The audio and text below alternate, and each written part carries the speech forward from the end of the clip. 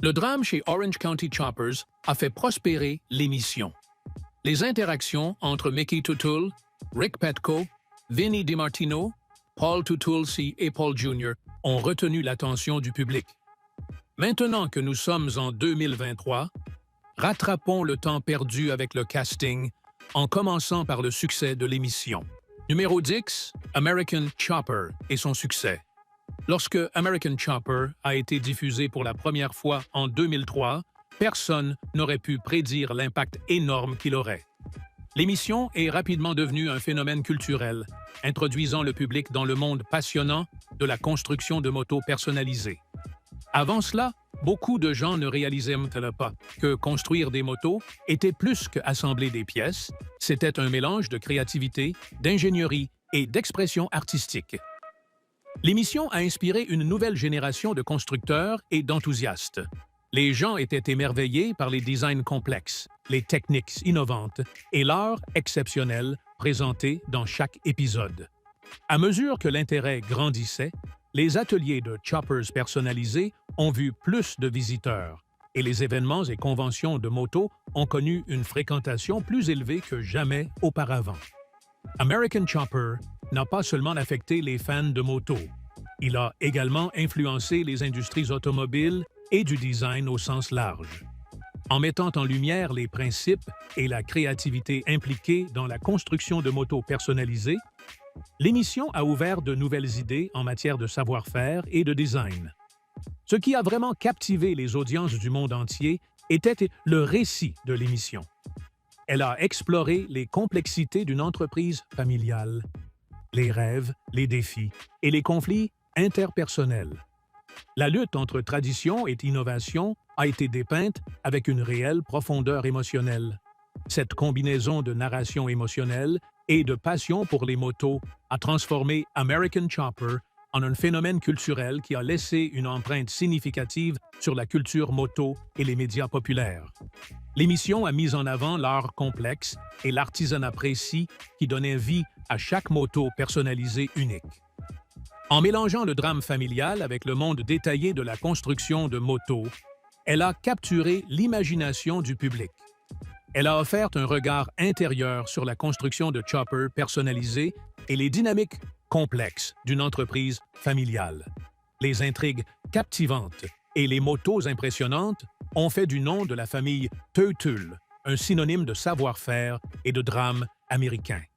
American Chopper a exploré les dynamiques intenses de la famille Tutul, documentant leurs relations et les motos qu'ils créaient. Les caméras ont capturé tous les hauts et les bas, en particulier les interactions intenses entre Paul Tutul Sr. et ses fils, Paul Jr. et Mikey. Ces intrigues émotionnelles sont devenues la marque de fabrique de l'émission, éclipsant souvent les motos elles-mêmes. L'émotion brute et non scénarisée a distingué American Chopper des autres émissions de télé-réalité de son époque. C'était un pionnier de la télé-réalité, utilisant le drame d'un lieu de travail unique pour divertir les téléspectateurs. L'émission a été diffusée sur la chaîne Discovery pendant 7 ans, de 2003 à 2010, offrant un regard intérieur sur Orange County Choppers.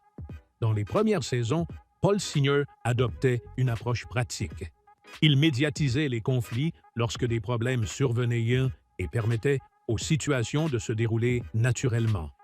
L'émission présentait également une distribution d'employés qui sont devenus des favoris des fans aux côtés des membres de la famille Tutul. Après la fin de l'émission, beaucoup se sont demandé ce qu'était devenu le casting.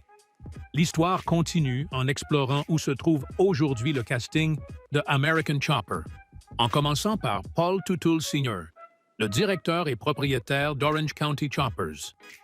Numéro 9. Paul Tutul Sr. Après la fin d'American Chopper, Paul Tutul Sr. a tenté de préserver l'esprit de l'émission en dirigeant un magasin avec une nouvelle équipe, mais il a fait face à de nombreux défis.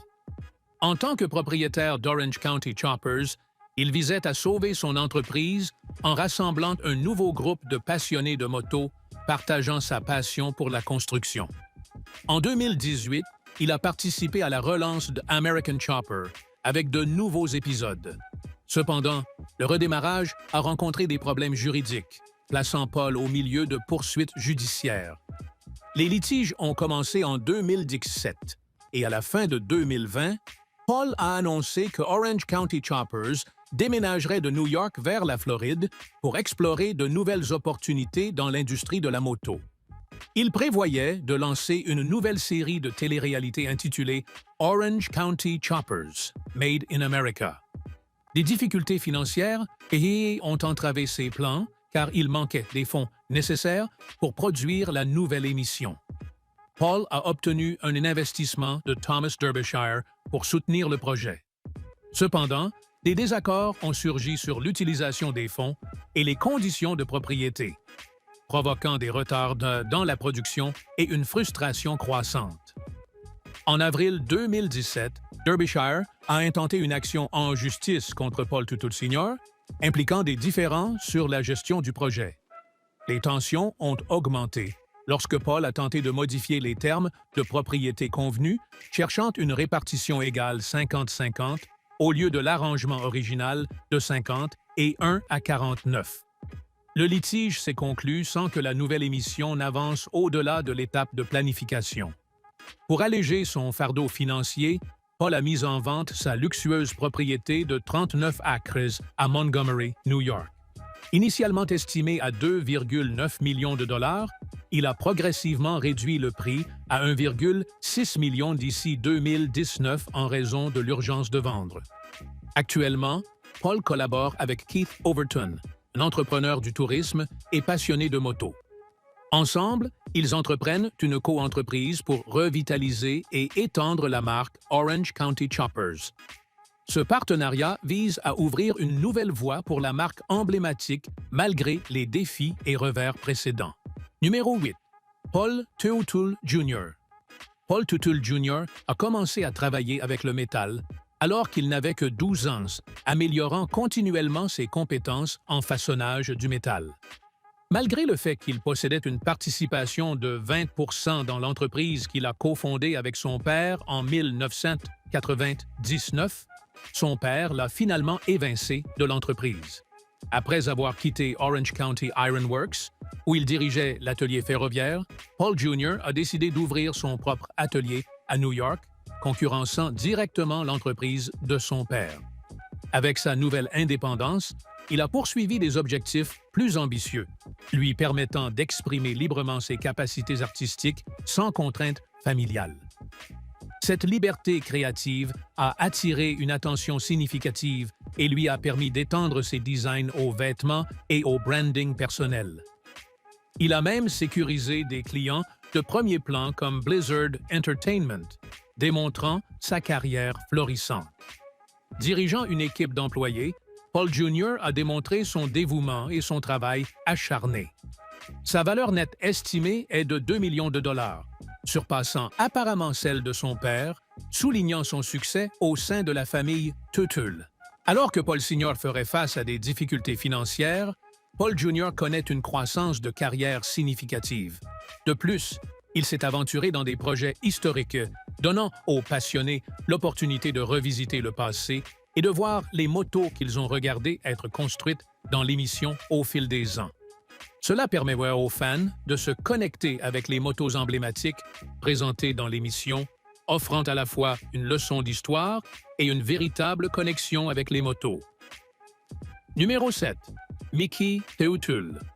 Mikey Toutoul est le plus jeune fils de la famille Toutoul, mais il n'a pas atteint le même niveau de succès que ses proches. Cependant, il a joué un rôle significatif en maintenant la paix au sein de sa famille et dans l'émission American Chopper. Lorsqu'il a commencé à travailler chez Orange County Choppers, il effectuait des tâches de base comme le nettoyage et répondre aux appels téléphoniques. Pendant cette période, il a collaboré avec Vinny pour construire la moto Mikey Vinny. Sa personnalité chaleureuse et amicale a fait de lui un favori des fans, et il a souvent servi de médiateur entre son père, Paul Sr., et son frère, Paul Jr. En 2012, Mikey a choisi de quitter l'émission pour chercher la paix personnelle et réparer sa relation avec son père. Il a poursuivi ses intérêts artistiques en ouvrant une galerie d'art pour exposer ses propres œuvres, y compris des pièces panoramiques. Bien que la galerie d'art ait fermé en 2014, Mikey a continué à se concentrer sur son art. En 2016, il a lancé une web-série appelée Wandering, avec l'aide du membre du casting Jason Paul pour mettre en lumière les sans-abri à New York. Au lieu du succès, ce projet a entraîné des problèmes juridiques pour Mikey et la famille Tutul. En 2019, la famille Gunnell a intenté une action en justice contre lui, accusant son entreprise d'utiliser le travail de Scott Gunnell sans permission et de ne pas payer de redevances. Le tribunal a statué en faveur de Scott Gunnell et Mikey a été condamné à payer plus de 200 000 $ en dommages-intérêts. Mikey a également lutté contre une dépendance à l'alcool, ce qui a aggravé sa relation avec son père et a conduit à son retrait de tout rôle dans l'entreprise familiale. Il a cherché une rééducation pour traiter sa dépendance et a finalement réconcilié avec sa famille. Mikey est retourné chez Orange County Choppers en tant qu'assistant directeur général. Plus tard, il est entré dans l'industrie alimentaire en fondant Farku, une entreprise axée sur les sauces pour pâtes. Malgré les batailles juridiques qu'il a affrontées ces dernières années, Mikey semble bien se porter financièrement. Numéro 6. Vincent DiMartino. Vinny DiMartino a commencé à travailler avec Orange County Choppers en 2002 grâce à son ami de lycée Paul Tutul Jr. Il est rapidement devenu un membre important de l'équipe, montrant ses compétences exceptionnelles et sa forte éthique de travail, ce qui en a fait un favori des fans. Cependant, en 2007, cherchant une croissance personnelle et peut-être en raison de conflits internes, Vinny a décidé de quitter Orange County Choppers. Après son départ, il a cofondé V-Force Customs, un atelier de motos personnalisé avec son co-star Cody Connolly. Malheureusement, la crise financière de 2008 a affecté négativement l'entreprise, provoquant des difficultés économiques, une baisse des ventes de motos et un intérêt réduit pour les modifications personnalisées. Pour s'adapter, Vinny a diversifié ses services pour inclure l'entretien automobile de routine afin de sécuriser un revenu stable. Après avoir exploité V-Force Customs pendant 5 ans, il a décidé de déplacer son attention des motos vers les automobiles. En 2013, il a vendu tout son équipement de moto et a lancé DiMartino Motorsports à Walden, New York.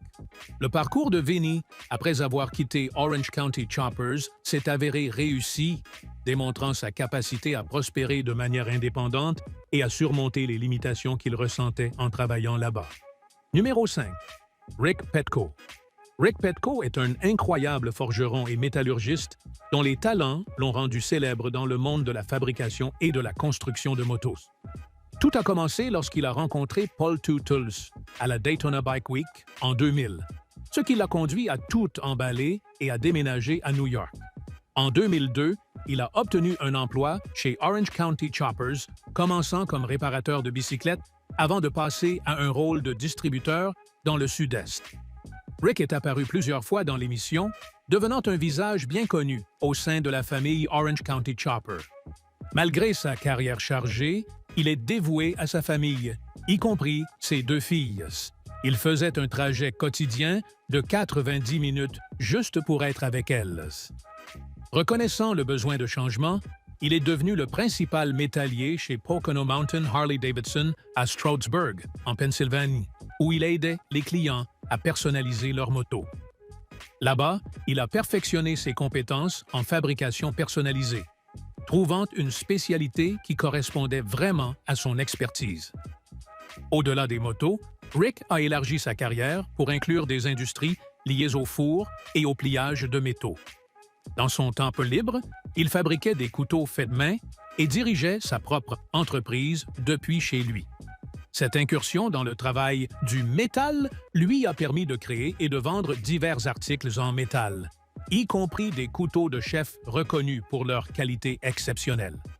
Gérer son entreprise depuis chez lui signifiait qu'il pouvait passer plus de temps avec sa famille. Numéro 4. Cody Connolly. Cody Connolly a commencé son parcours chez Orange County Choppers et dans l'émission American Chopper, alors qu'il n'était qu'un adolescent. Il avait une véritable passion pour l'artisanat de la moto, et dès le début, il s'est plongé dans les détails de la construction des motos. En tant qu'apprenti enthousiaste, il a appris tout ce qu'il pouvait sur la construction de motos. À chaque projet, il a montré des compétences remarquables dans la fabrication de motos personnalisées, accordant une grande attention à chaque détail. Sa poursuite incessante de la perfection et son amour profond pour l'artisanat se sont reflétés dans son travail. Au fil du temps, Cody est passé de novice à mécanicien professionnel chez Orange County Choppers. Son savoir-faire a laissé une empreinte durable sur plusieurs constructions de motos emblématiques de l'atelier. Même si l'émission se concentrait souvent sur des conflits et des drames intenses, Cody a quitté American Chopper discrètement, laissant les fans curieux de ses raisons de partir. Après avoir quitté le devant de la scène télévisuelle, la passion de Cody pour les motos est restée forte. Il s'est associé à Vinnie DiMartino pour créer V-Force Customs. Leur partenariat était fondé sur le respect mutuel et un amour partagé pour l'artisanat de la moto. Ensemble, ils ont gagné en reconnaissance dans le monde de la moto personnalisée grâce à des collaborations réussies. Cody s'est également aventuré dans divers domaines des industries automobiles et motos. Il a collaboré avec d'autres artisans et participé à des événements de motos personnalisés. Bien qu'il se soit éloigné de la télé-réalité grand public, il a continué à perfectionner ses compétences.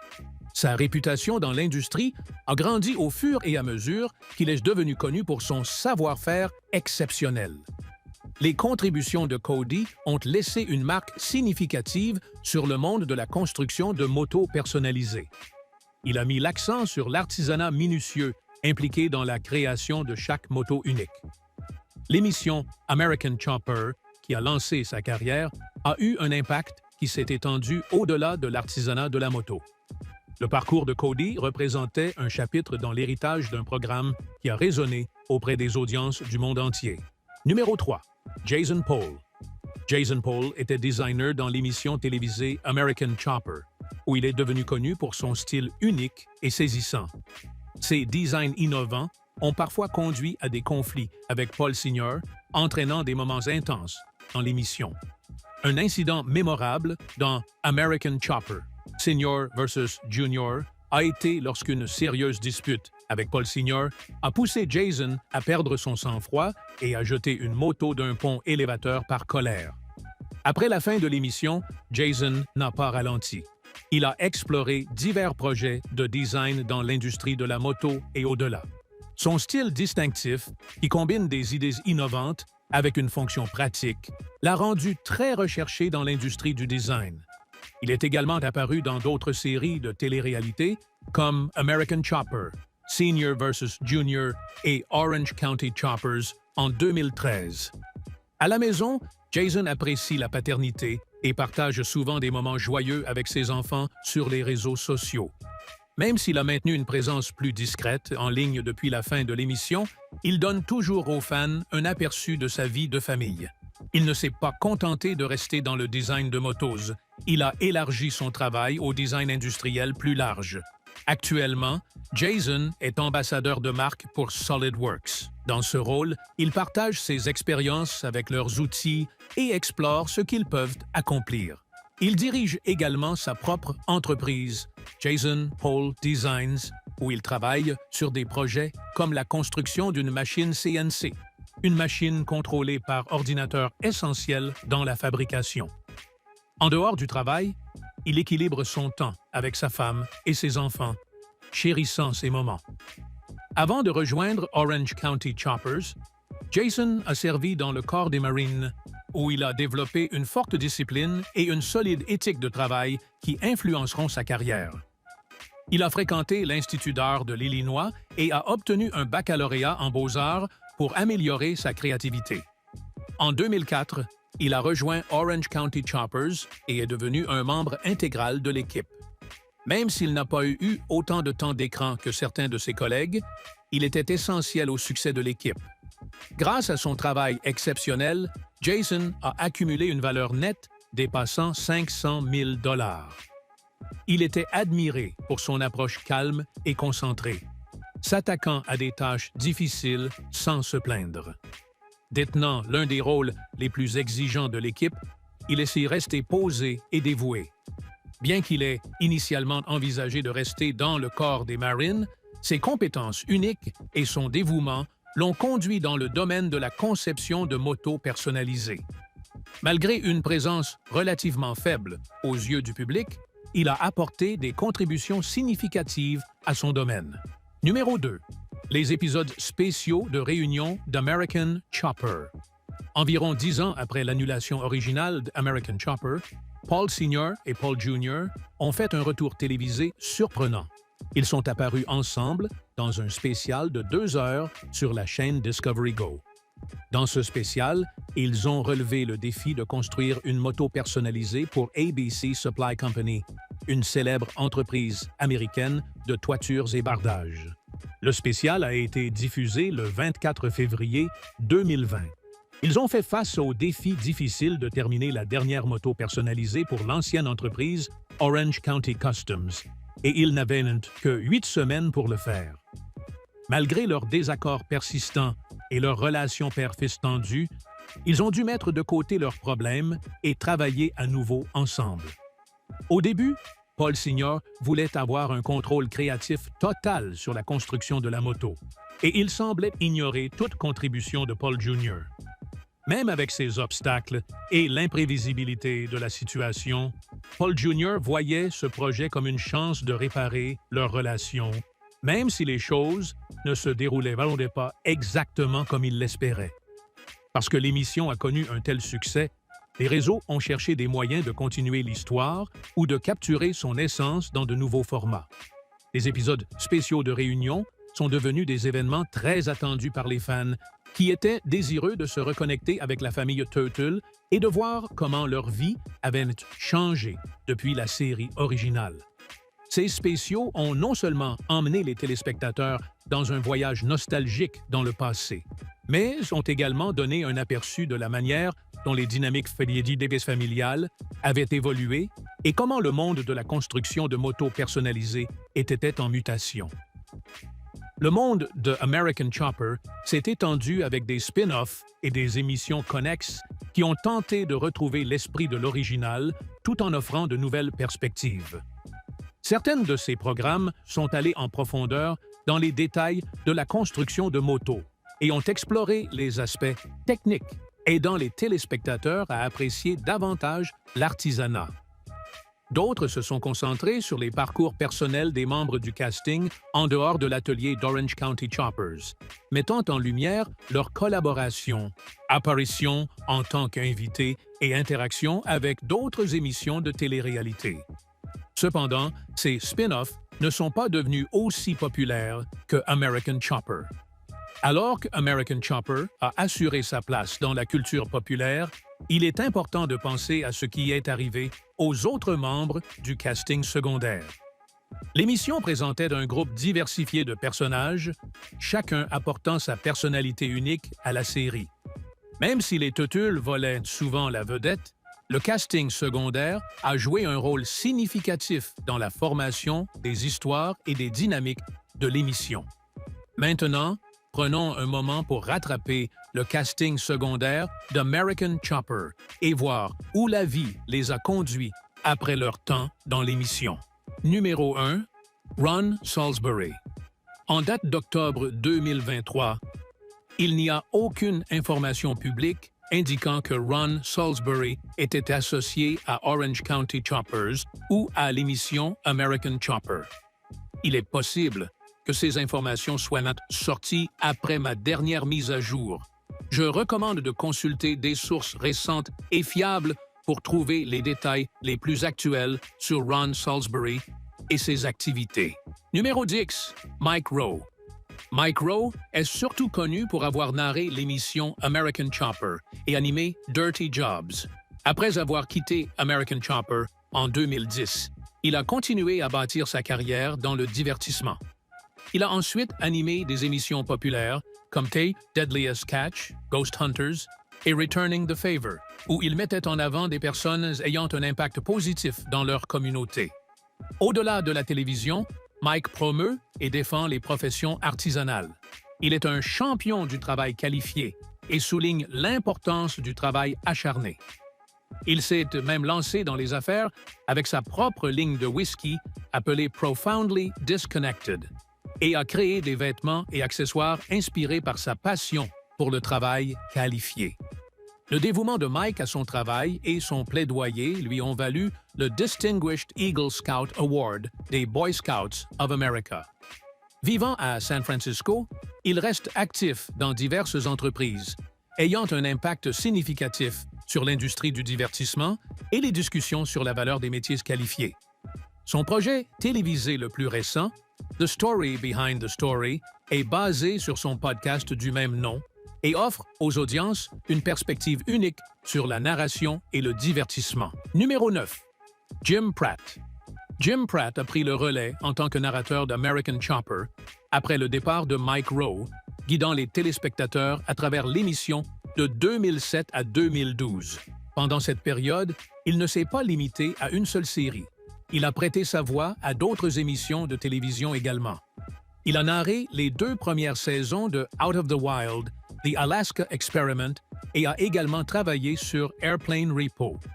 Contrairement à de nombreuses personnalités publiques qui restent connectées avec les fans en ligne, Jim a choisi une voie plus privée.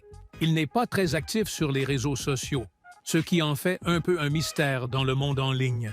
Selon IMDb, son travail télévisé le plus récent était en 2019, lorsqu'il a servi d'annonceur radio dans la série télévisée Bob Hearts Abishola, qui met en vedette les acteurs Billy Gardell et Folake Olowofoyeku. Les détails sur la carrière de Jim après American Chopper sont limités en raison de son style de vie discret et de sa présence en ligne minimale. Malgré la rareté des informations, il travaille toujours dans l'industrie de la télévision, donc il ne doit probablement pas se plaindre. Nous espérons que vous avez apprécié cette vidéo. Si vous souhaitez découvrir plus de vidéos que nous avons réalisées pour vous, cliquez sur l'une d'elles à l'écran ou consultez la chaîne. Merci de votre visionnage et nous vous disons à la prochaine fois.